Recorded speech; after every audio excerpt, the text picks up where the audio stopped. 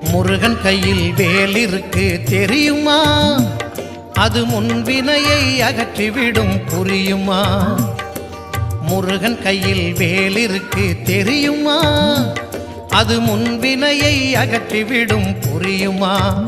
வேலை வணங்கி வந்தால் கிடைக்கும் பலன் கொஞ்சமா?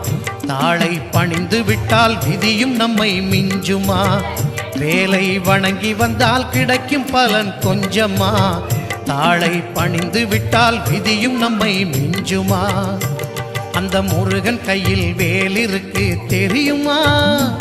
அது முன்வினையை அகற்றிவிடும் புரியுமா?